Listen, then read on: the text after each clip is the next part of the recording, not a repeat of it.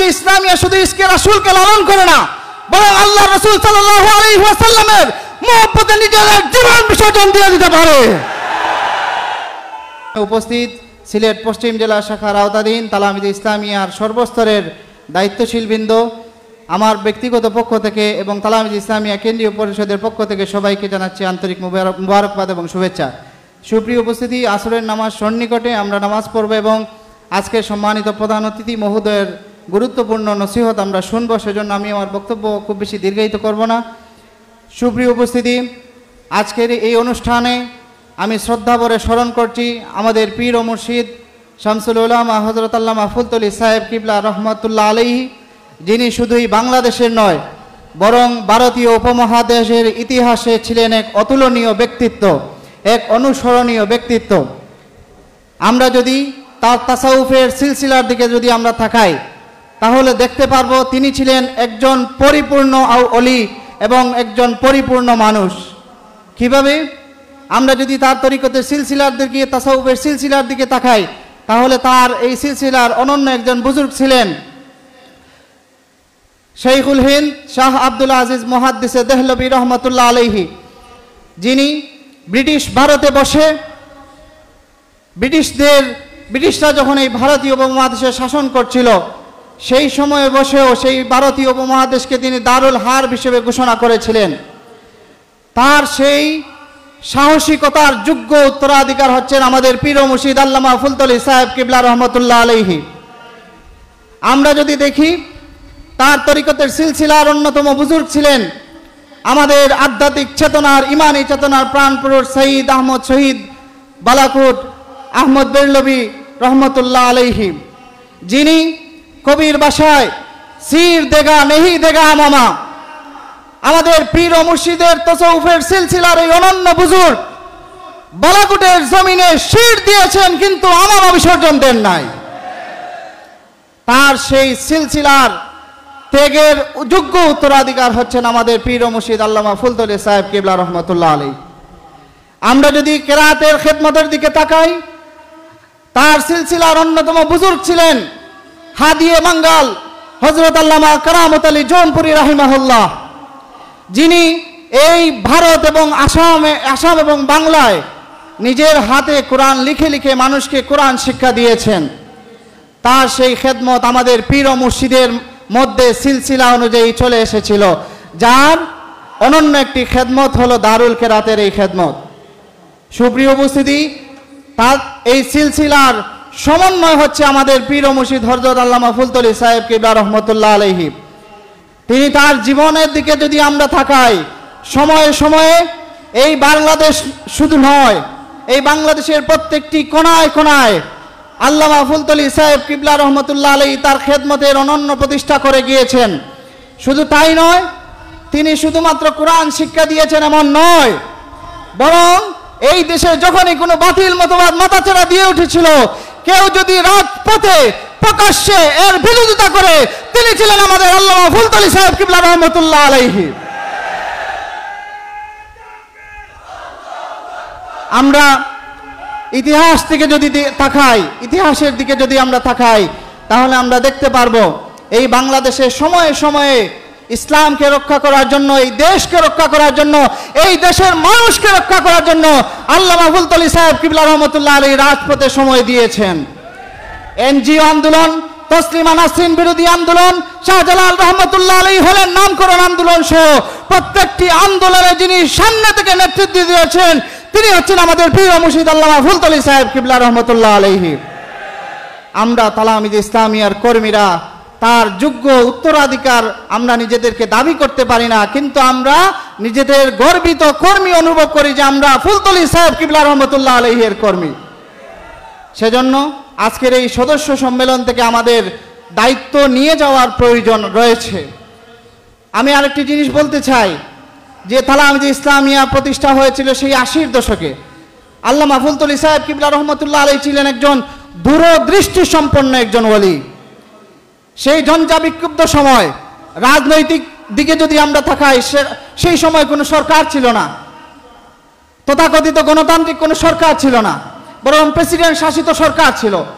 সেই সময়ে বর্তমান সময়ে যারা রাজ করতেছে বলে নিজেদের দাবি করে, সেই সংগঠনের খপ্পর থেকে বাঁচানোর জন্য সাহেব কিবলা রহমতুল্লাহ আলাইহি তালামিজ ইসলামিয়াকে প্রতিষ্ঠা করেছিলেন এবং এই প্রতিষ্ঠা করতে পেরেছিলেন বলেই আজকে এই সময়ে দাঁড়িয়ে আমরা ঢাকা বিশ্ববিদ্যালয় ইয়া নবী সাল্লাল্লাহু আলাইহির গর্জন তুলতে পারি।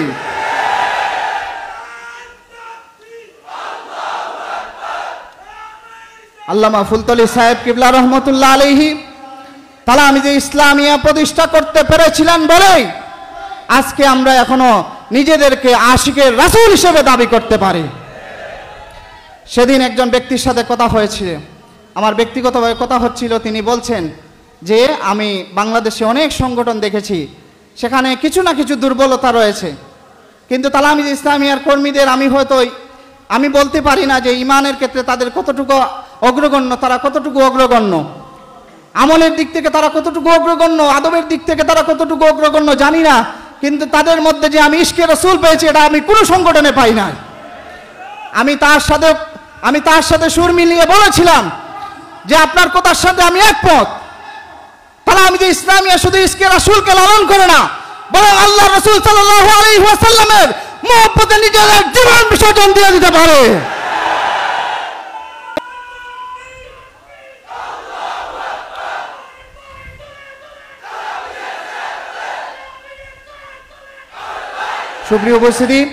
সুপ্রিয় উপস্থিতি, আমি আমার কথা দীর্ঘায়িত করতে চাই না।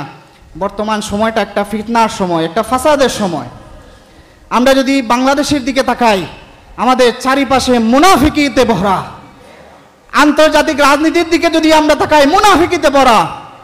বর্তমান সময়ের দিকে তাকালে আমার বারবারই একটি আয়াতের কথা মনে হয়। রাসূল সাল্লাল্লাহু আলাইহি সাল্লামের কাছে মুনাফিকরা আসতো এবং তাকে নানা রকম প্রশংসাসূচক বক্তব্য বলতো। তখন আল্লাহ রাসূল সাল্লাল্লাহু আলাইহি ওয়াসাল্লামকে স্মরণ করি আল্লাহ রাব্বুল আলামিন পবিত্র কালামে পাকে বলেছিলেন, ইযা জাআকাল মুনাফিকুনা ক্বালু নাশহাদু ইন্নাকা রাসূলুল্লাহ ওয়াল্লাহু ইয়ালামু ইন্নাকা রাসূলুহু ওয়াল্লাহু ইয়াশহাদু ইন্নাল মুনাফিকুনা লাকাযিবুন। যে ইয়া রাসূলুল্লাহ, হে আমার হাবিব, মুনাফিকরা আপনার কাছে এসে বলে আপনি আল্লাহর রাসূল এবং আল্লাহ জানেন যে আপনি আল্লাহর রাসূল, কিন্তু তাদের ভিতরে যে মুনাফিকি রয়েছে, আল্লাহ শেষে বলছেন আল্লাহু ইয়াশহাদু ইন্নাল মুনাফিকিনা লাকাযিবুন। আল্লাহ নিজে সাক্ষী দিচ্ছেন মুনাফিকরা হচ্ছে মিথ্যাবাদী। আমরা আজও বাংলাদেশের এই অলিতে গলিতে সেই সকল মুনাফিকদের আনাগোনা দেখতে পাই। আমরা দায়িত্বহীন ভাষায় বলতে চাই, আল্লাহ রাসূলের সম্মানকে নিয়ে তুমি যা কিছুই হও না কেন, কোন ব্যক্তি যদি আল্লাহ রাসূলের সম্মানকে নিয়ে কটাক্ষ করে, আমরা ছেড়ে কথা বলবো না।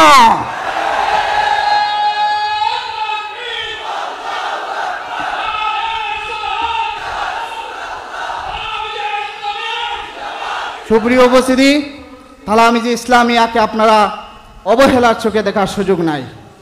এই সংগঠনের ইতিহাস ত্যাগের ইতিহাস, এই সংগঠনের ইতিহাস সংগ্রামের ইতিহাস, এই সংগঠনের ইতিহাস রক্ত ঝরানোর ইতিহাস। তালামিজ ইসলামিয়াকে অবহেলার চোখে দেখবেন না, তালামিজ ইসলামিয়াকে রক্ত চক্ষু দেখাবেন না। তালামিজ ইসলামিয়া এক আল্লাহ ছাড়া কারো রক্ত চক্ষুকে ভয় পায় না। সুপ্রিয় উপস্থিতি, আমরা আজকের এই সম্মেলন থেকে আমরা এই প্রতিজ্ঞাবদ্ধ হব, আমরা এই নিজেদের মধ্যে এই শপথ নিয়ে রাখবো যে আমরা যতদিন বেঁচে থাকবো তালামিজ ইসলামিয়ার সাথে থাকবো। রাজি আছেন কিনা? হাত তুলে দেখান, রাজি আছেন কিনা? জীবন দিয়ে দিব, তালামিজ ছাড়বো না।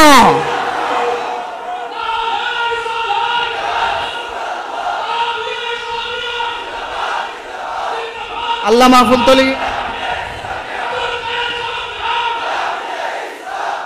ফুলতলি সাহেব কিবলা রহমতুল্লাহ আলাইহি তার কোনো ব্যক্তিজমকে আমাদের কাছে দিয়ে যান নাই, বরং আমাদের কাছে যেটি দিয়ে গেছেন সেটি হচ্ছে আল্লাহ রাসূল সাল্লাল্লাহু আলাইহি ওয়াসাল্লামের উসওয়ায়ে হাসানা, তার আদর্শ আমাদেরকে দিয়ে গেছেন।